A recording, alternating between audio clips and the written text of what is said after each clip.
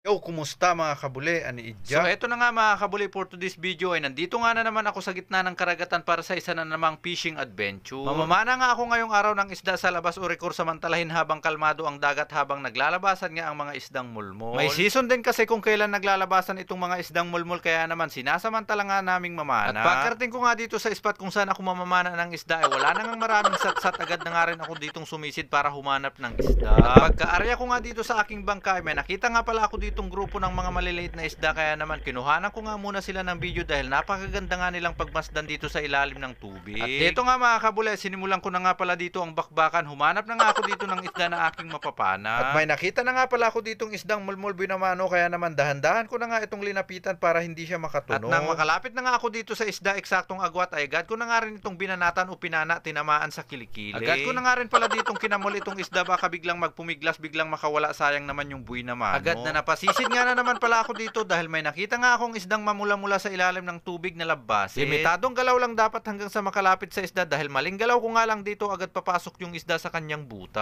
Ang mga ganitong isda kasi ay mautak rin dahil tumatambay lang sila malapit sa kanilang butas. Para kapag nakakaramdam nga sila ng panganib, gusto na silang sabawan, ay agad nga silang pumapasok sa kanilang butas. Sana all may butas na pinapasukan kaya naman para hindi na nga siya makapasok sa kanyang butas ay agad ko na nga rin itong pinana o binikasan, tinamaan sa kanyang ulo-ulo. Kamuntikan pa nga nitong itakbo yung tadyang ng aking pana sa laki nito. Mabuti na nga lang sintido ang aking pagkakatudyok, tinamaan sa ulo. Ang tawag nga pala namin dito sa isdang ito dito sa Bulinaw, Pangasinan ay tutukrong pula na nahuhuli lamang dito sa labas o rekur. Meron din namang isang klase ng tutukro na nakukuha lamang sa gilid ng dagat, yun yung may batik-batik sa katawan parang may kamanaw. Napasisid nga na naman pala ako dito galing sa itaas papunta sa ibaba dahil may nakita nga na naman ako ditong isda na gustong magpatuso. Pinatuyutan ko nga muna ito, sinundan hanggang siya ay magtago sa damo. At nang tumigil na nga ito sa kalalangoy, nagtago na sa damo, ay agad ko na nga rin itong pinana. Pagkapana ko nga dito, tinamaan naman pero agad nga rin itong nakawala nang siya ay nagpumiglas. Wala na yun, nakabulos na. Mabuti na nga lang nakakita nga na naman ako dito ng isda na aking papanain. Tutukrong kulay pula nga na naman pala ito na nakapasok na nga sa kanyang butas. Mabuti na nga lang nakalabas yung kanyang ulo. Pagkapana ko nga dito, mabuti na nga lang tinamaan kahit daplis kaya naman napakalakas ng kanyang palan. Nang nadakma ko na nga itong isda, may napasama pang damo kaya naman agad na nga rin ako ditong umahon dahil paubos na yung binulsa kong hangin. Pagkaahon ko nga dito, sinigurado ko nang hindi makabulos itong isda kaya naman ipakaklong ko na nga sa aking lagayan. May pinana nga na naman pala ako ditong isdang mulmul taragtag. Pagkapana ko nga dito sa isda, agad ko na nga rin itong dinakma o kinamal, baka magaya pa kasi sa kanina na tinamaan ko na bigla pang nakawala. Ang pinopunterya o hinahanap ko na nga lang pala ditong isda para panain ay yung tutukrong pula. Dadaanan ko na nga lang pala itong mga isdang mulmul taragtag kaya naman syempre pinapana ko na rin. Napabatok o napasisid nga na naman pala ako dito dahil may nakita nga na naman ako ditong isdang kulay pula. Pagkapana ko nga sa isda, buong akala ko wala akong tinamaan dahil hindi man lang pumalag yung isda, parang nalockdown. Napagustuhan nga ako sa pamamana ng isda ngayong araw dahil marami nga ako nakitang mga tutukrong pula na napakasarap sa bawan. Medyo malalaki pa sila kaya naman itong mga isdang tutukro na nga lang muna ang aking binanata. At may nakita nga na naman pala ako ditong isdang tutukro kulay pula kaya naman dahan-dahan ko nga lang ulit itong linapitan. Madali lang naman panain itong mga isdang tutukro dahil naka-steady lang din sila sa ilalim ng tubig basta hindi nila maramdaman ang iyong paglapit. At habang namamana pa nga ako dito mga kabuli, ay gusto ko munang i-shoutout ang mga nagpapashout.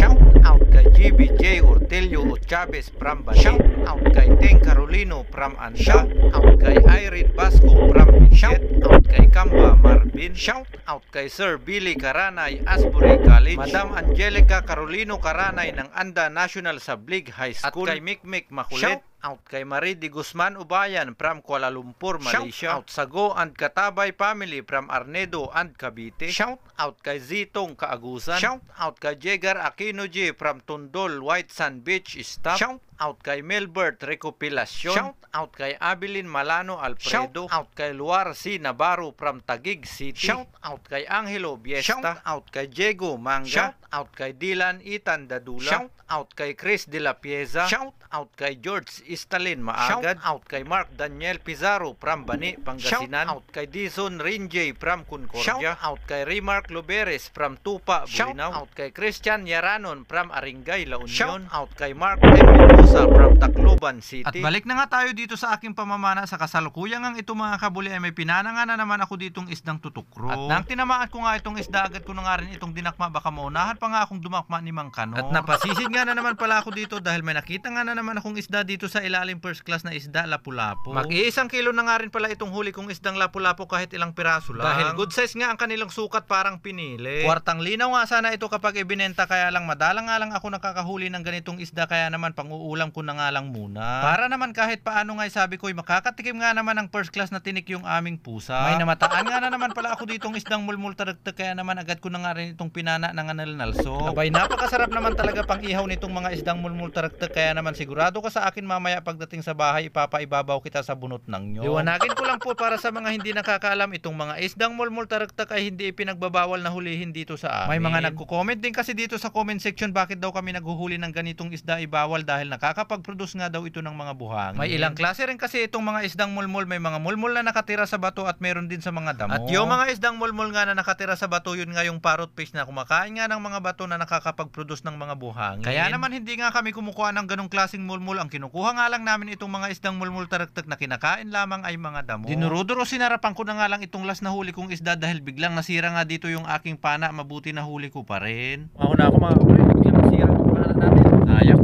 mamamana pa sana tayo. Maaga-aga pa.